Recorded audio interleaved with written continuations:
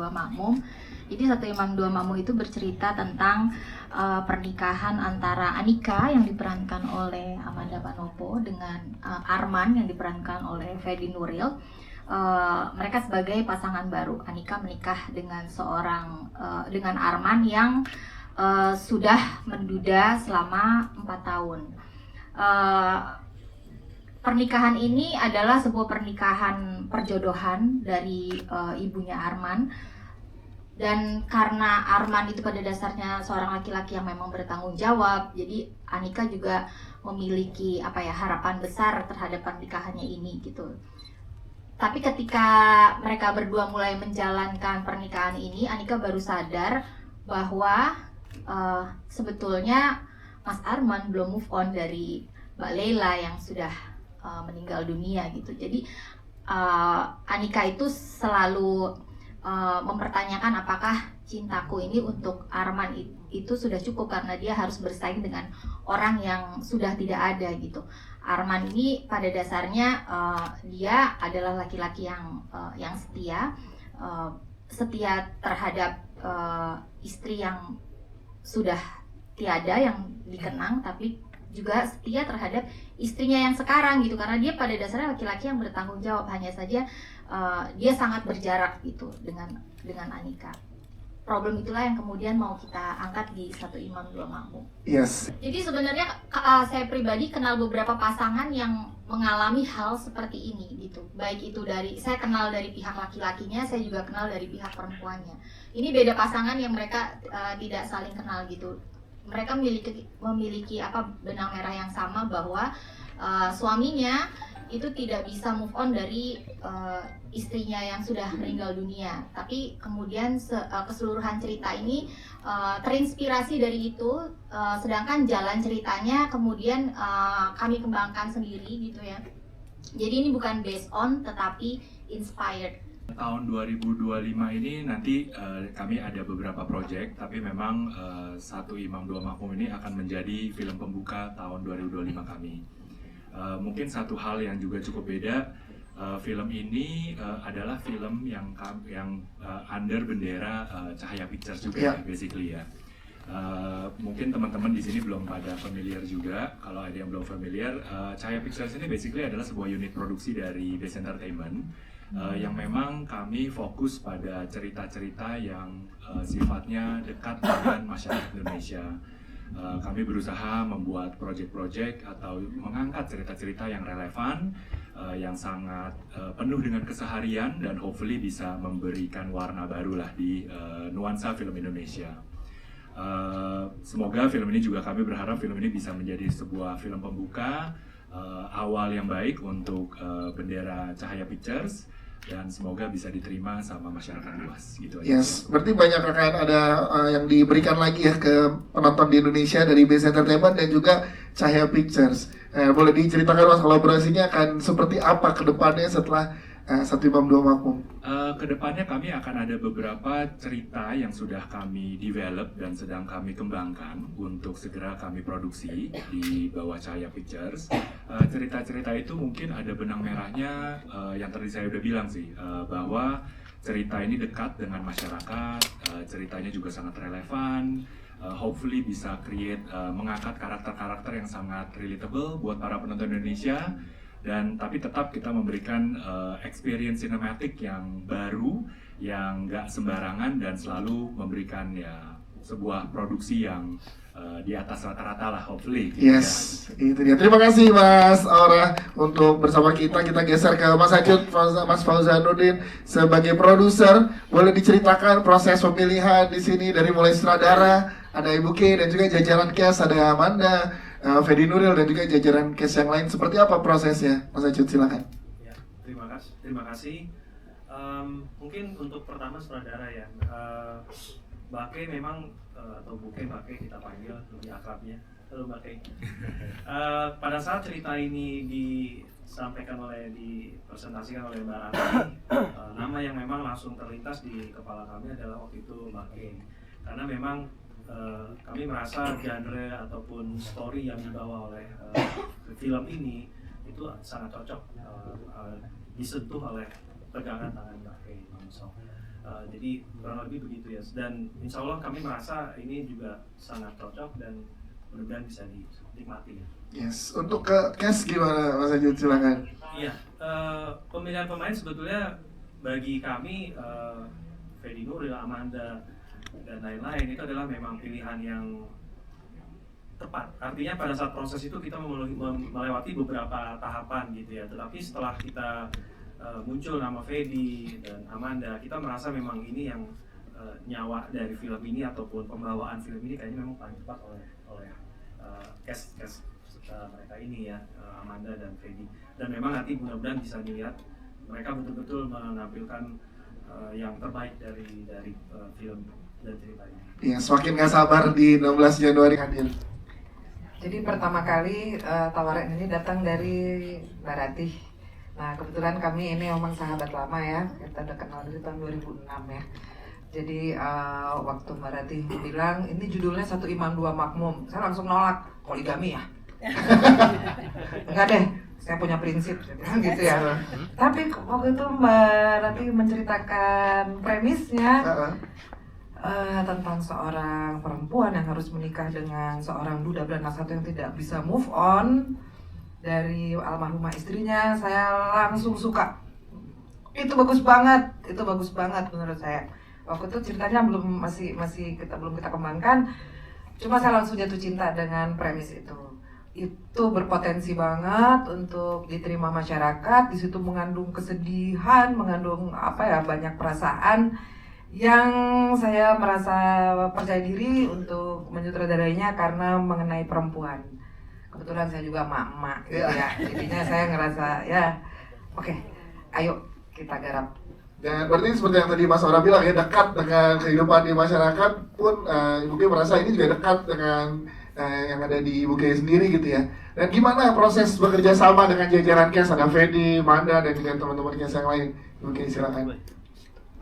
Ini jajaran cast yang saya sangat puas ya, bekerja sama dengan Manda. Saya tahu dia memang sudah merintis karir dari kecil ya, jadi untuk acting saya tidak ragukan lagi, pasti Manda bisa menghayati peran ini. Dan juga Fedi juga saya sudah pernah bekerja sama dengan Fedi, kedalaman dalam berakting ya, lalu kemudian secara teknis air matanya itu bisa bercabang loh seperti sungai gitu ya. Itu susah dicapai. Itu luar biasa. Kemudian jajaran cast yang lain ini sebenarnya teman-teman lama ya, teman lama banyak dari sinetron Lupus ini kami anggap sebagai reuni. Yes. Yang saya tidak ragu, mereka tinggal dipoles dikit, di direct dikit udah jadi ya. Kemudian Tommy, kemudian Dendi juga kita berteman udah lama. Ada Mas Indra Brasko, Angie, Mona, dan ada Mas Irgi yang tidak hadir. Aisyah, sudah hadir bersama kita di sini. Yes. Jajaran cast Fadila saya tidak ragukan lagi. Ini akan memudahkan pekerjaan saya. Dan saya juga senang bekerja sama dengan Mahira Yusuf. Yes. Yang sangat cantik dan pintar. Ini akan menjadi jajaran cast yang memang saya percaya membawakan ceritanya dengan baik. Yes, ini satu kepercayaan dari sutradara dan juga kepercayaan dari produser, semua berkolaborasi. Hadirlah Satu Imam Dua Makmum. Tepuk tangan untuk Ibu Kay. Terima kasih Ibu Kay. Kita ke jajaran cast langsung, mungkin pertama ke Mas Fedi Nuril. Boleh tepuk tangan dulu, silakan, jangan ragu teman-teman media. Dimana kita tahu pada saat pertama kali diberikan first look dan juga diumumkan judul ini di sosial media, banyak juga respon yang sangat luar biasa menunggu film ini. Dan yang seperti Bu Kay juga bilang tadi saat pertama kali dengar, wah ini tentang poligami nih, ternyata kan tadi yang udah dijelaskan. Mas Fedi, gimana perannya Arman, seperti apa yang beda dari peran-peran Mas Fedi sebelumnya? Silakan. Assalamualaikum warahmatullahi wabarakatuh. Sebelum jawab pertanyaan yang tadi, saya mau cerita dikit pengalaman pertama kali meeting, tapi kebalikannya Mbak Kay. Pertama kali meeting, masuk ruangan meeting, duduk, dikasih lihat judul Satu Imam Dua Makmum, berangkat. Langsung ya? Langsung. Ini baru. Begitu dikasih skrip, oh bukan ternyata. Ya kan ada image yang harus dijaga kan, ada konsistensi yang harus dijaga gitu kan. Jadi akhirnya mikir dulu, gitu. Saya pikir dulu deh gitu. ternyata judulnya menjebak gitu. Iya. Tapi benar begitu saya baca, menurut saya ini lebih horor daripada sekedar cerita poligami. Karena saya pun juga sampai riset dengan psikolog untuk mendalami peran orang yang berduka ini. Bersaing dengan memori itu bisa lebih berat karena kita nggak pernah tahu kapan memori mengikhlaskan itu akhirnya bisa tergantikan dengan sosok yang baru gitu.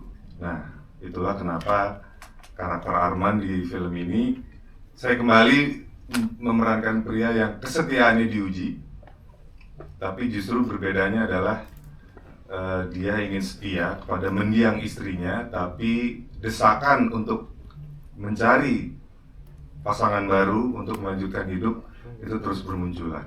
Jadi seperti itu yang akhirnya saya takut sih penonton sih juga nanti kecewa ya. Cuma ya udahlah. Yang penting kita kasih yang terbaik dan bagaimanapun cerita ini sangat menyentuh dan saya harap setelah nonton orang semakin paham bagaimana sebenarnya memahami yang namanya berduka dan hidup dengan orang yang sedang berduka. Yes, itu dia Mas Fedi Nuril. Tapi sebelum ke yang lain, setelah melakukan riset ke psikolog dan juga ke mungkin beberapa teman yang mengalami hal yang terjadi ke Arman, apa yang sebenarnya bisa di-share ke teman-teman bagaimana kehilangan dan kedukaan itu terus menyelimuti dari sosok seorang suami gitu? Dan kenapa ini menarik untuk diangkat ke cerita? Karena sosok Anika yang diperankan Amanda ini yang akan struggling, menemani atau mencoba mengambil hati orang yang berduka karena memang mendampingi orang berduka itu tidak nyaman. Dan kita cenderung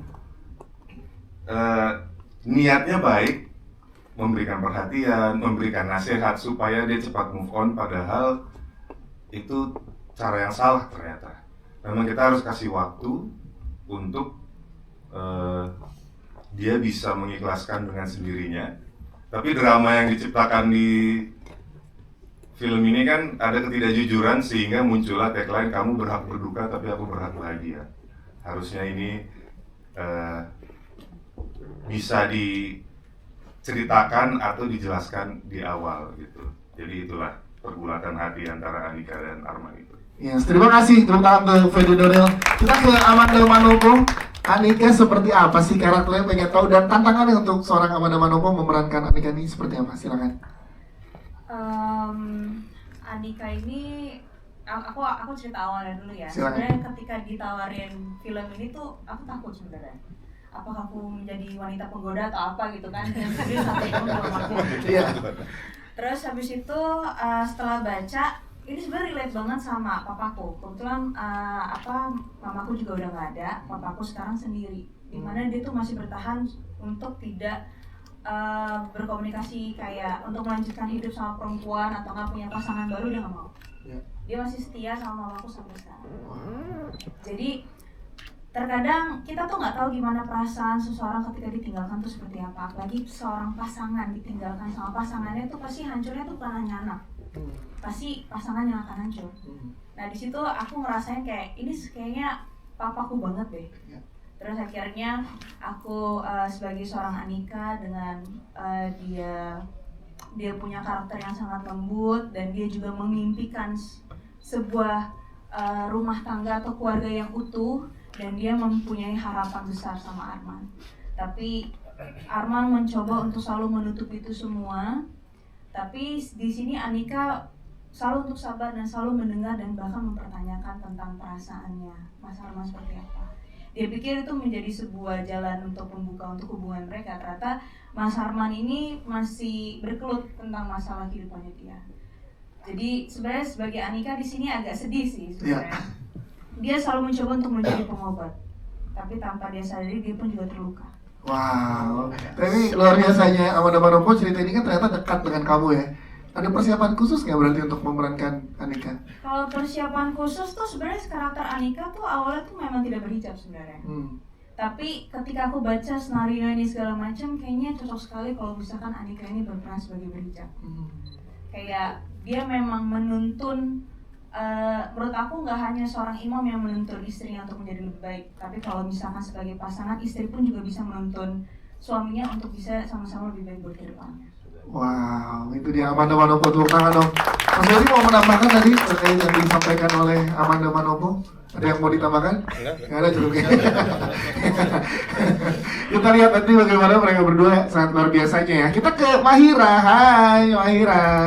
Mahira boleh ceritakan dong ke kakak-kakak media di sini. Kamu gimana pengalaman syutingnya sama Kak Fendi, Kak Amanda? Seru. Seru ya. Terus gimana kamu mendalami karakter yang kamu perankan di sini? Ngobrol sama Ibu G gimana Mas Tradana?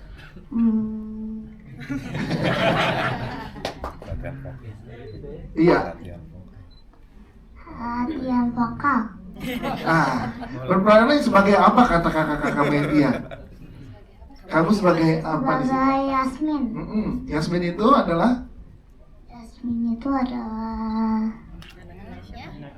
anaknya Ayah Arman. Nah, oke. Terus gimana kalau di lokasi syuting sama kakak Fendi Nuril gimana di sana? Mau Fendi Nuril? Fendi Nuril. Iya. Seru nggak syutingnya kamu? Senang kan dipanggil pacar. Iya, syutingnya gimana? Syutingnya ngapain aja? Syutingnya seru banget. Tapi kamu kalau diajak syuting lagi mau ya sama teman-teman yang lain di sini ya? Iya. Ketagihan ya, acting ya? Mahira, tepuk tangan dong buat Mahira. Makasih Mahira. Kita akan jalan ke yang lain dimulai dari Mas Fadilah di sini. Yes. Ini dia Mas Fadilah tadi memang tadi Mas Fadi bilang kok di trailer belum ada. Memang itu dia, itu luar biasanya misteri yang harus dipecahkan. Satunya belum mampu. Ya tadi sih peran yang ditawarin sama saya tuh yang peran yang diberi sama Fendi Nuril ya. Percaya banget nih kita. Cuma karena satu dan lain hal jadi supir doang. Jadi perannya sebagai siapa? Ya Mas saya Fadi? sebagai supir dari keluarganya Fendi Nuril. Ya. Kan sudah terlalu dekat lah dari dia muda apa. Jadi tahu lah gimana seorang Arman. Yes, jadi banyak memegang rahasia-rahasia Arman ya saat perjalanan di dalam mobil ya. Ya begitulah ceritanya. Ya, terima Ya, kasih. cuman beda kendaraan aja, dulu supir bajai sekarang supir mobil aja. Dan aku pasti nanti nggak pakai jersey ya saat jadi supir. Nggak boleh. Nggak boleh. Terima kasih Mas Wali Balila. Ya, biasa kita ke Mas Indra Brasko. Mas Indra, kalau Mas Indra gimana karakternya seperti apa silakan. Ya, sebenarnya karakter di sini buat saya sangat berat ya. Yang pertama karena saya sebagai dokter, pengalaman sebagai dokter belum pernah, sekolah dokter juga belum pernah. Di sini peran saya sebagai dokter pribadi keluarga dari Arman, dan juga yang berat kedua itu harus merelakan istri saya menjadi istrinya teman saya. Berat banget sebenarnya. Sebenarnya cita-citanya sutradara ini. Yang dulu di Lupus kan. Iya. Terus dia pasangan ya. Di Lupus kan pacaran. Iya. Nikahnya di sini. Oh jadi siku. Maaf ya saya kayak emosi saya. Gitu. Puas ya lu ya. Karena kirain di calling bareng sama istri, oh perannya suami istri. Saya gitu kira ya. suami istri, ternyata jadi dokter ya. Malah Istrinya jadi bisa ngawasin istri. Mas Indra berhasil, terima kasih. Siap, thank you. Mbak Inji, ceritain dong diajak lagi sama Ibu Kay setelah sekian lama. Tadi Mbak Inji bilang gimana rasanya dan karakternya boleh di-spill, silahkan. Jadi saya berperan sebagai kepala sekolah yang nanti marah-marahin Pak Arman. Jadi ini sebenarnya apa ya?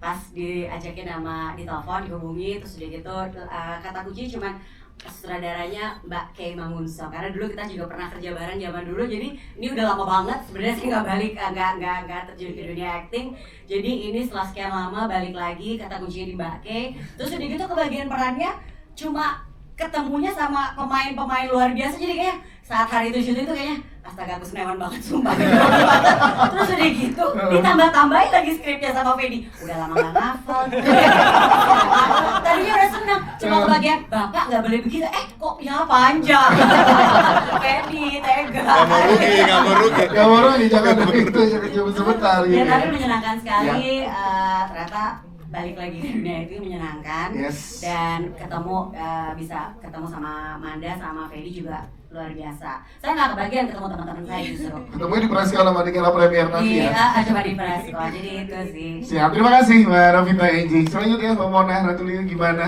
Dipisahkan. Dipisahkan bener. Sama sih kayak Angie, kata kuncinya di K. Waktu itu K yang telepon, kebetulan saya waktu itu lagi stripping. Tapi karena ibu negara yang telepon, langsung hormat ya kan, langsung belok, saya mohon maaf, saya izin dulu mau syuting nih di Bandung. Soalnya ibu negara udah telepon ya kan. Udah gitu pemain-pemainnya teman-teman saya semua, kebayang suasana syutingnya pasti meriah. Kayaknya peran saya di sini sebagai wanita penghiburnya kayak Bang Unsong. Biar suasana syutingnya ceria ya kan. Di lokasi syuting butuh teman-teman.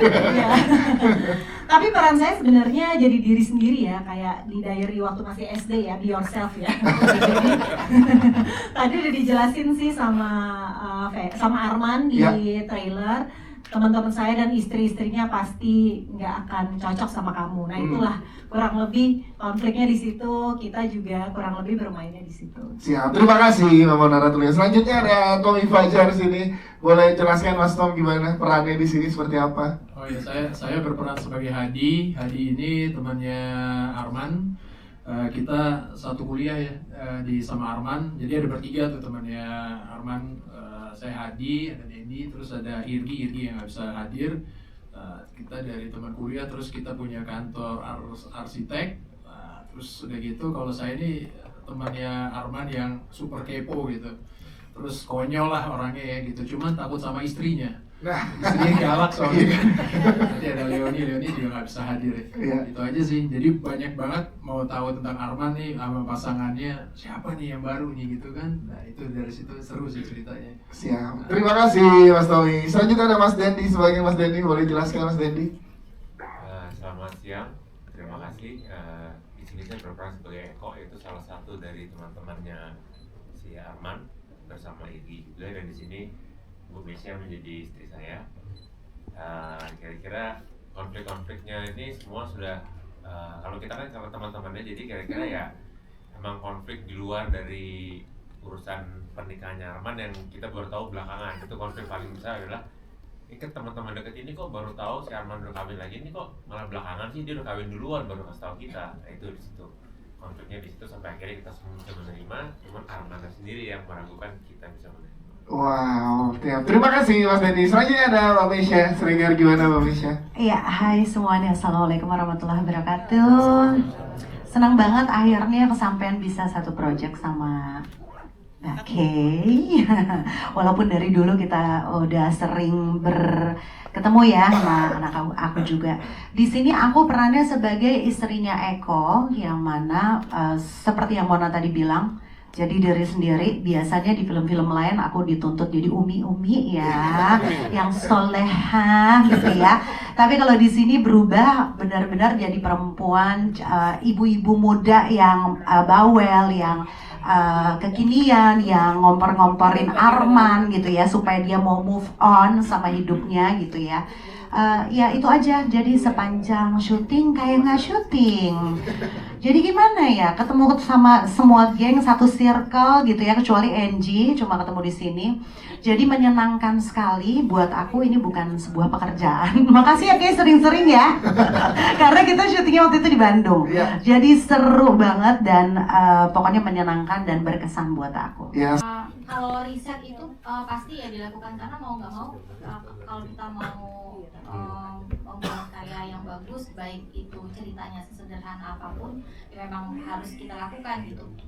Saya banyak diskusi ketika kami sedang develop sama Kay, juga ada sama Mas Kemal juga ya, membicarakan tentang ada 5 steps of grief, ada 7 steps of grief. Terus setelah naskahnya sudah jadi juga saya banyak diskusi sama Mas Arman sama Fedi Nuril, kira-kira sekarang ini seorang Arman itu sedang berada di step yang mana gitu, dan itu memang menjadi diskusi yang sangat panjang untuk terutama untuk Fedi untuk masuk ke dalam perannya gitu, karena itu kan akan menentukan emosi yang dikeluarkan gitu. Tapi kalau di dalam penulisan sendiri ya tentu saja kita melakukan riset. Mas kepo ya? Nah, pengen tahu. Nonton Mas, tanggal 16. Nanti Mas tahu, jadi nggak perlu harus saya jelasin Mas. Yang pastinya seru pokoknya. Awan? Apa? Sebenarnya yang dirasakan itu apa sih sebenarnya? Kayak merasa kalah atau merasa penasaran? Yang lebih kuat yang mana? Kalahnya atau penasaran yang lebih kuat katanya? Lebih kuat kesabarannya mungkin. Itu ya. Mungkin kesetiaannya juga lebih kuat. Oh iya, kesetiaan, kesabaran, terus apa lagi ya? Ya banyak sih pokoknya. Gimana rasanya jadi duda di film ini? Justru karena nggak ada pengalaman, itu saya pakai buat acting. Bingung karena pada dasarnya Arman ini belum mengikhlaskan mendiang istrinya kan. Jadi salah satu hasil riset saya itu orang yang berduka itu kehilangan pasangan itu stresnya justru paling tinggi dibanding kehilangan orang tua atau kehilangan anak atau kehilangan teman. Dan saya mengumpulkan gejala-gejala yang suka muncul dari orang yang sedang stres. Ada beberapa detail yang saya kasih di acting itu seperti kayak dia suka sakit lehernya, dan itu salah satu gejala orang stres itu. Kita bahkan sempat cukup berdebat ya sama Mbak Rati, sama Mbak Kay, soal laki-laki tuh biasanya kalau udah duda nggak kuat tuh lama-lama single, malah sampai ada pepatah kan, ya tanah mantannya belum kering udah kawin lagi gitu. Bahkan sempat populer lah frasa itu kan, yang ternyata setelah saya mendalami bukan masalah nggak bisa, tapi mau atau tidak gitu. Bahkan kalau kita ngomong laki-laki itu punya kebutuhan. Jadi kalau kita ngomongin kebutuhan tubuhnya itu pun, kalau dia stres paling tinggi itu pun itu bisa nggak ada gitu, bisa hilang. Nah jadi ketidaktahuan saya berperan sebagai duda itu ternyata berguna untuk dimanfaatkan jadi acting gitu. Nah yang kedua tadi apa Mak? Pertanyaan Mak? Pendalaman karakter jadi duda. Oh ya itu tadi yang saya lakukan, saya berkonsultasi dengan psikolog, dengan segala info yang saya dapat, itu saya coba terapkan ke Arman, bagaimana dia sulit sekali untuk bisa mulai ngebuka hati ke Anika, lebih fokus ke anaknya aja, menyibukkan dirinya dengan pekerjaan. Makanya tadi di trailer kan ada waktu teman-temannya kepo, udah cukup stop gitu, karena dia ingin memfokuskan dirinya dengan kesibukan itu aja gitu. Jadi itulah yang dilakukan buat pendalaman karakter.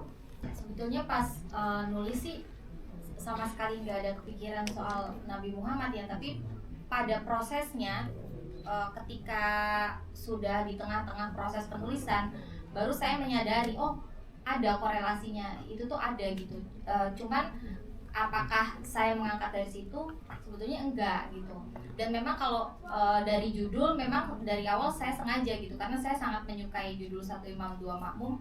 Cuman gimana caranya judul ini tetapi bukan benar-benar mengenai poligami gitu. Saya mau bercerita mengenai kesetiaan gitu. Tapi kayaknya kalau ngomongin kisah Nabi Muhammad ini kayaknya mendingan Mas Acun. Mas Acun boleh menambahkan. Mas Acun dia lebih habaib aja dia. Gimana Mas Acun, silakan. Iya, terima kasih.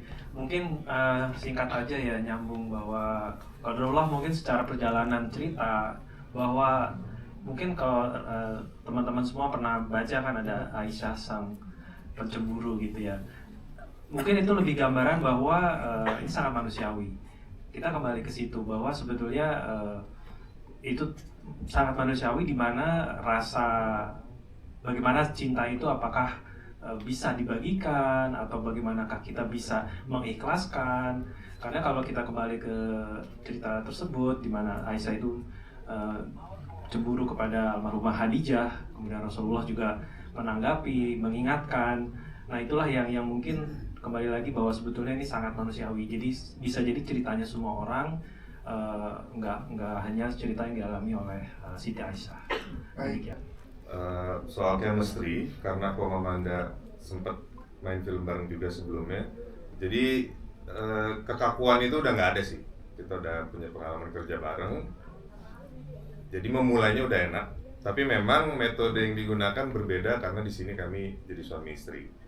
Tapi tetap kita menjaga jarak, karena kan suami istri yang bukan yang harmonis ya. Ini yang satu belum move on, yang satu berusaha untuk dicintai tapi kok susah gitu. Jadi metode yang digunakan berbeda. Salah satu yang menurut aku penting, aku tanya ke Manda waktu itu, umur kami kan agak jauh ya. Jadi sebagai aktornya, kalau mengalami romance dengan yang umurnya sejauh ini, apakah buat Manda itu sesuatu yang nggak nyaman atau enggak? Dan alhamdulillah menurut Manda nggak ada masalah. Karena kalau ada ketidaknyamanan, itu nanti kan bisa berpengaruh ke actingnya, bisa jadi nggak luas. Jadi selama reading, diskusi soal karakternya, soal adegan, soal dialog, dan juga diskusinya sama Mbak Kay dan Mbak Rati, dan pengalaman kedua syuting sama Manda, mantap lah pokoknya. Siap, terima kasih Mas Fedi. Kalau dari Manda gimana? Yang pertama build chemistry-nya dulu. Ya, tadi sudah dijawab semua sama Mas Fedi sih. Memang karena dari sebelumnya pernah jadi adik kakak, sekarang jadi pasangan suami istri, ya ada perbedaan pasti antara komunikasi dan lain-lainnya. Pokoknya semuanya berjalan dengan lancar ya Mas ya? Yeah. Dari awal kita reading sampai akhirnya kita syuting, semuanya asik-asik aja.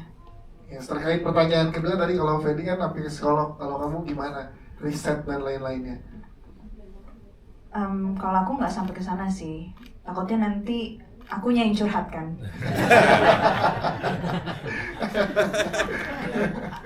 Tapi aku lebih ngambil tentang gimana, ya itu, papaku aja. Aku mau posisikan papaku seperti Arman.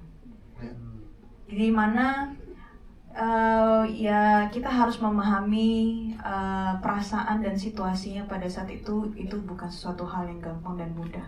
Tapi banyak orang yang tidak bisa mengerti. Nah di situ aku mencoba si Anika ini menjadi sosok seorang yang bisa ngomong, bisa tahu perasaan, bisa menjadi tempat sandaran aja. Jadi itu aku posisikan Anika tuh jadi kayak Amanda ingin tahu gimana perasaan papa aku seperti itu. Jadi dari trailer ini kami ingin mengisahkan sebuah kisah tentang kesetiaan dan perjalanan cinta dalam rumah tangga yang tidak selalu mudah. Siap, terima kasih. Selanjutnya jajaran produser diwakilkan oleh Mas Ajud. Silakan Mas Ajud. Bismillahirrahmanirrahim. Satu Imam Dua Makmum adalah sebuah kisah cinta yang mudah-mudahan bisa jadi sebuah pembelajaran ataupun pengalaman bagaimana kita bisa merasakan kebesaran cinta. Insya Allah film ini bisa disukai dan dinikmati oleh seluruh masyarakat Indonesia. Amin. 16 Januari 2025 Satu Imam Dua Makmum. Terima kasih, kita akan foto bareng. Yang di depan tetap duduk tapi boleh merapat. Yang di belakang boleh berdiri dan merapat. Yes, yang di depan boleh tetap duduk tapi boleh silakan merapat. Yes, dan kita undang Mbak Shadi Harmain untuk ikut berfoto bersama dengan jajaran cast dan juga jajaran produser dari film Satu Imam Dua Makmum, persembahan dari Boys Entertainment dan juga Cahaya Pictures yang akan tayang di tanggal 16 Januari 2025. Baik, teman-teman media sudah aman posisinya? Cukup segini? Oke, lihat sebelah kiri dulu, silakan lihat sebelah kiri. Silakan teman-teman di sebelah kiri. Sebelah kiri. Ya, sebelah kiri. Oke, kiri atas tuh, ada kiri atas juga tuh, teman-teman di kiri atas. Silakan teman-teman. Oke, di tengah depan dulu. Ya, silakan tengah depan dulu. Di tengah depan. Baik. Tengah atas, teman-teman yang di depan boleh bergantian dengan teman-teman yang di belakang ya. Tengah atas, silakan tengah atas. Oke, yang kamera udah aman, boleh bergantian dengan teman-teman yang di belakang. Silakan teman-teman yang di belakang. Oke, aman. Sebelah kanan, silakan sebelah kanan. Yes, silakan sebelah kanan. Sebelah kanan. Aman? Terakhir di tengah lagi. Silakan terakhir di tengah. Terakhir di tengah.